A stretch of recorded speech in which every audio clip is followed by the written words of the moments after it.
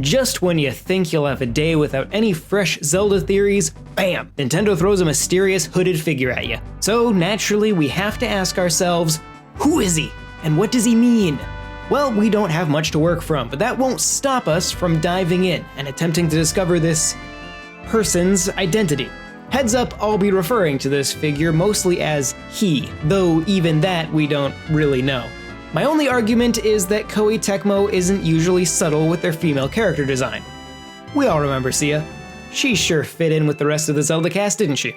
Anyway, I'm John Reardon, you're watching NWR TV. Let's see what we can learn about Age of Calamity's mysterious new character.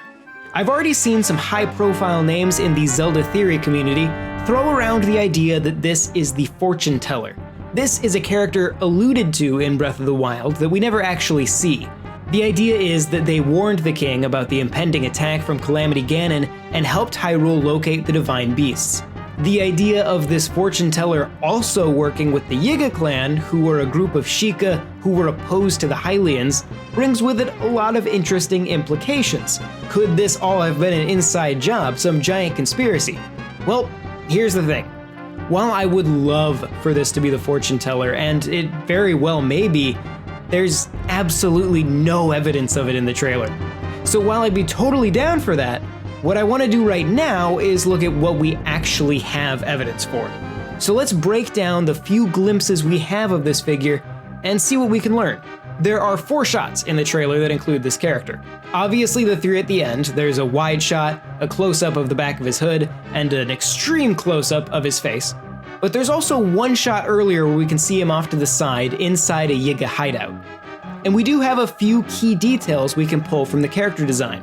Firstly, he carries what appears to be some sort of magic wand. More on that later. Secondly, his cape is adorned with a Gerudo emblem along with some additional heraldry we're not familiar with. Around his neck is Gerudo jewelry, which we've previously seen on both Riju and Urbosa. The cape itself is torn and his appearance looks tattered.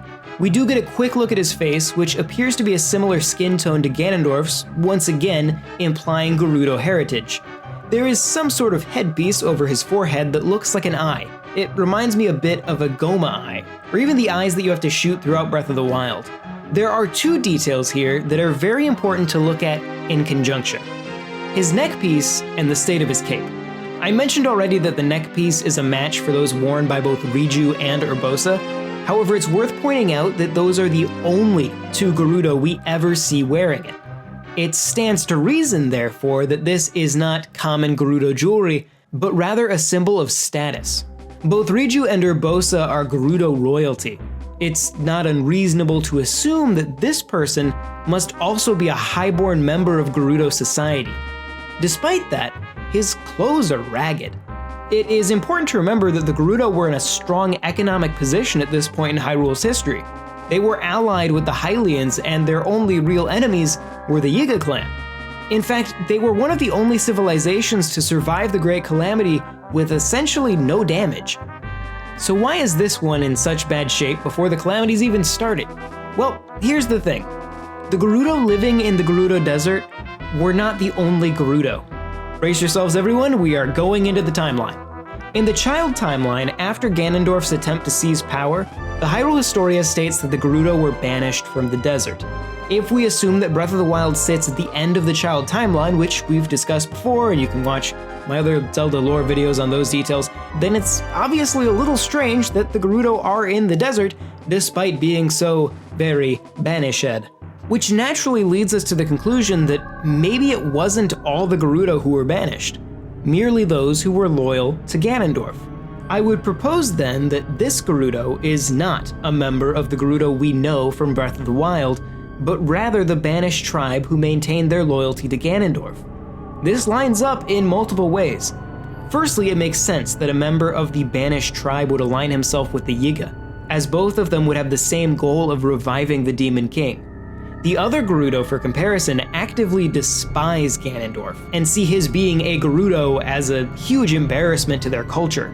Secondly, if this is indeed some sort of magic wand, the only Gerudo we've seen as magic users were Kome and Kotake. These 2 witches were essentially Ganondorf's guardians. Their purpose was to protect and raise Ganondorf. This mysterious figure could potentially be serving a similar role. One final note, this last scene appears to take place in Faron Woods, in or around the Zonai ruins. When we got our first glimpse of Ganondorf in the Breath of the Wild 2 trailer, he also appeared to be surrounded by Zonai architecture. So, here's the question. Is it possible that the Zonai have some connection to the banished Gerudo tribe? That's a topic for another video, but one I'd love to explore if you folks are interested in.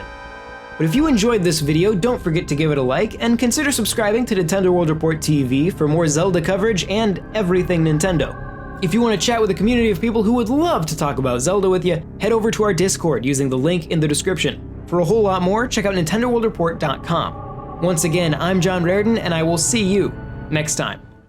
This video is made possible by our generous supporters on Patreon. Did you know that Nintendo World Report is funded directly by fans like you? When you support Nintendo World Report on Patreon, you get immediate access to multiple exclusive podcasts every month, exclusive Discord channels, an early look at select content, and more, all for as little as $1 a month. Check out patreon.com/NWR for all the details.